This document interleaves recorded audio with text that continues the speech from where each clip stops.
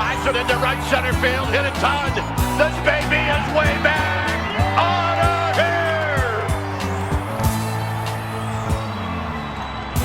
here. What's going on, everyone? Welcome back to the Hum Baby Baseball channel, and today we're going to be talking about the new Hall of Fame ballot and going really quickly through all the new names on the ballot, and I'll give my opinion on them, and we'll talk about whether or not they're probably going to make it into the Hall of Fame. I'm not going to give an official ballot yet. My official ballot will come in a later video. So let's get to these names. Some of these guys I'm going to spend a little more time on than others. Some of them I'm just going to run through real quick because I don't want this video to be too terribly long. So let's get going. Number one is Bobby Abreu. I can't believe this guy is just now showing up on the ballot. He was playing when I was a child. I mean, this guy's been around forever, and he had 9 seasons of 20-plus home runs.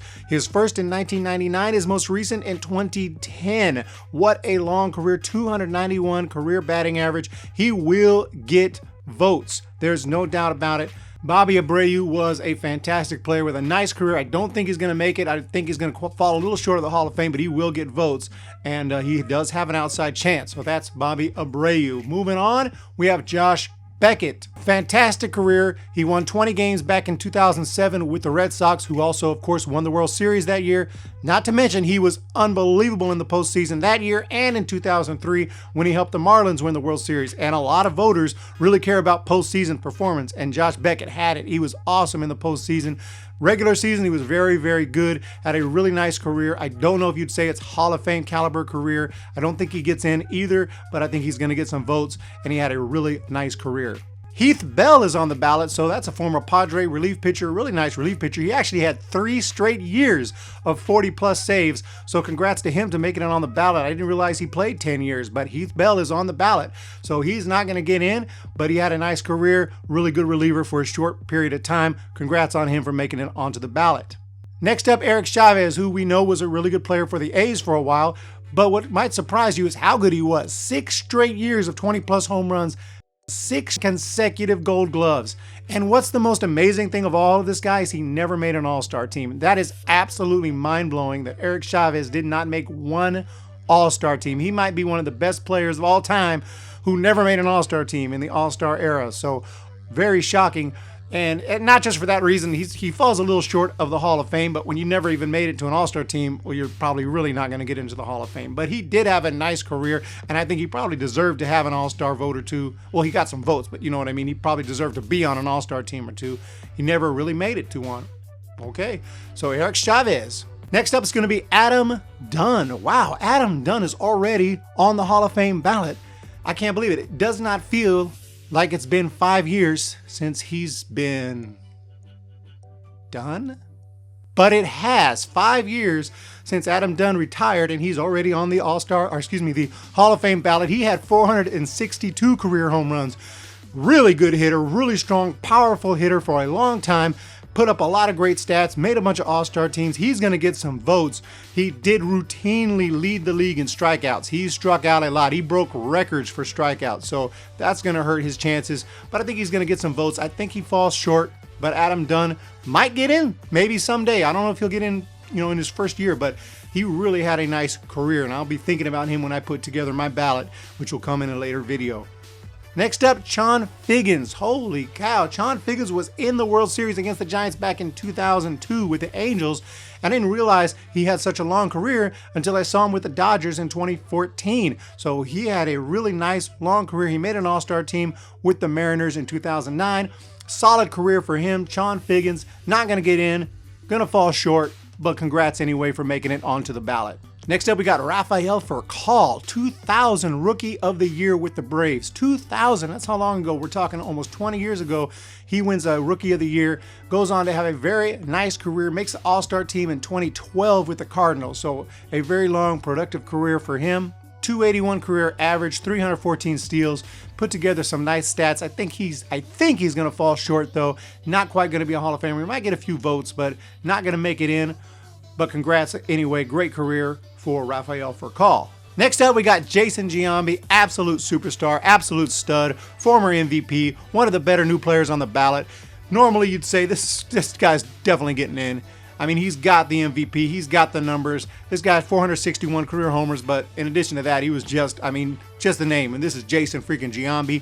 this guy's getting in, right? Except for he's got that PED connection. He's admitted to using steroids, and obviously steroid guys don't get in, especially when they're proven steroid users like this guy is. So they're not voting for Bonds, they're not voting for Clemens, who were superior players.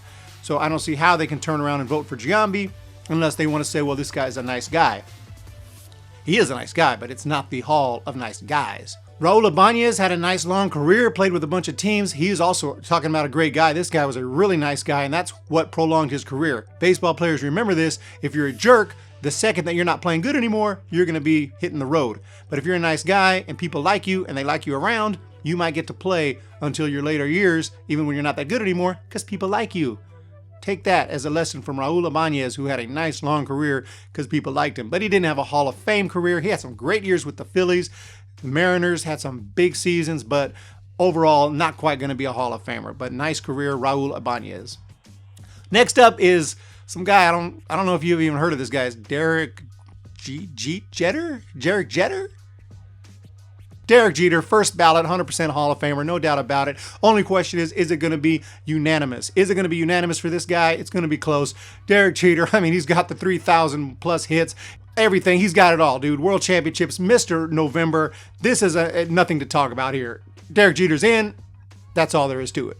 Paul Konerko might have a shot. He might have an outside shot. 279 career average, but he also hit 439 bombs, and he made the All-Star team 6 times, and he was a World Series MVP in 2005. So I think that if you put all that together, he might actually have a chance to make it. I think he does eventually make it. Maybe not in the first year on the ballot, but this guy really was a really nice player for a long time, and he put together some big stats. Some voters want you to have won an MVP. He did have the World Series MVP, but not an actual MVP, so that might hurt his chances, but Konerko is going to be someone to look at. Next, we got a pitcher who for a short time was the best pitcher in baseball, and that's Cliff Lee. 22 wins and 3 losses in 2008 with the Indians, Cy Young Award winner. Awesome in the postseason with the Phillies, helped them win a World Series in 2009. He was not as good in the postseason in 2010, but that's because they played the Giants. What do you expect? So the Giants hit him pretty well in 2010. But overall, this guy was a really good pitcher with a very nice career. Unfortunately, just accumulated 143 wins, 90 losses. It's a nice record, but 3.52 earned run average for his career.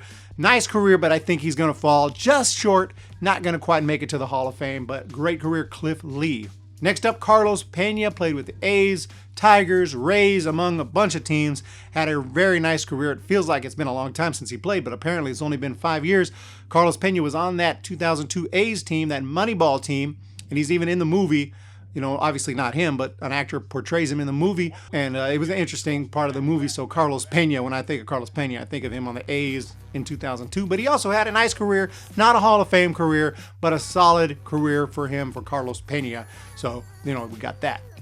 Brad Penny, former Giant, former Dodger. Nice to see another hashtag Forever Giant on the ballot, but he's not going to make it in. He had a nice career. He was a starter for most of his career, ended up relieving at the end, but, you know, had about 121 wins. Nice little career, but definitely not going to be Hall of Fame worthy. Another guy that's just happy to be on the ballot, and, you know, it is impressive to get on the Hall of Fame ballot. You've done something. You've accomplished something, even though he's not going to get in, but nice career, Brad Penny. Good job. Next up, we got J.J. Putz, 189 saves in his career. Really nice reliever for the Mariners, later for the Diamondbacks. Put together a nice career, made the All-Star team in 2007. But unfortunately, other than that, that's about it. Nice career, good job on the ballot, not getting in. Next up is Bryan Roberts. Bryan Roberts. Now that's a name I've not heard in a long time. A long time. I remember he was a Baltimore Oriole for a long time. Had to look up his stats. Couple All-Stars. Nice, 97 career homers, but, you know, not going to make it to the Hall of Fame. But, hey, nice career for Bryan Roberts. So finally, we got another contender. This guy has a shot, and that's Alfonso Soriano. 400 plus home runs, 7 All-Star selections, 12 straight years. That's right, 12 straight years of 20 plus home runs. He didn't win any MVPs, didn't win any World Championships. He wasn't great in the postseason. He had a .213 postseason batting average. But still, a really nice career. He will get votes. He will get votes. Will he get enough votes to get in? I don't think so. but this is a guy who will constantly be talked about over the years. He's a borderline guy. This is a borderline guy. I don't think he gets in. I'm not sure that he should. I got to think about it. There are other guys who I think are way more qualified, like Fred McGriff, for instance, who could never get in.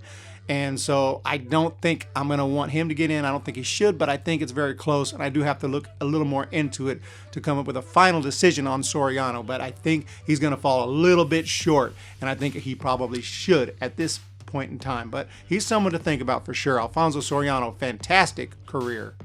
Next up, a guy who had 288 saves, 3.27 ERA, a surprisingly very impressive career as a closer, and that's Jos Valverde. Probably not going to make it, but I guarantee he's going to get some votes from those voters who love closers. There are certain voters who really love closers, and they're going to vote for this guy. Not going to quite make it, but very surprisingly nice career, very good closer for a long time. Jos Valverde, congratulations on a fantastic career. Abreu, Dunn, Giambi, Soriano, obviously Jeter, maybe Cliff Lee. Those are guys who I think have a legitimate shot. Obviously, Jeter's 100%. Other than that, those other guys have a legit shot at getting in. What do you think of these new guys? Who should get in? Who shouldn't? Most of these guys are obviously just names on the ballot. They're not going to make it, but they're nice to talk about and remember some of these guys anyway. John Higgins, some of these guys, some of these names we might have forgotten that are on the ballot. So congrats for making it on the ballot. Hope you guys have a fantastic day. Thanks for joining me today right here on the Hum Baby Baseball channel. Go ahead and hit that subscribe button if you haven't. Give you a chance to win this Bruce Bochy limited edition 2014 bauble. And we're going to talk more Giants. We're going to talk more baseball. We're going to talk more Hall of Fame. We're going to talk more umpires. We're going to talk more rule changes. We're going to talk everything right here on the Hum Baby Baseball channel. So go ahead and hit that subscribe button right now. And we'll talk to you next time. See ya! When the Giants come to town, it's bye-bye, baby. Every time the chips are down, it's bye-bye, baby. History's in the making at Oracle Park.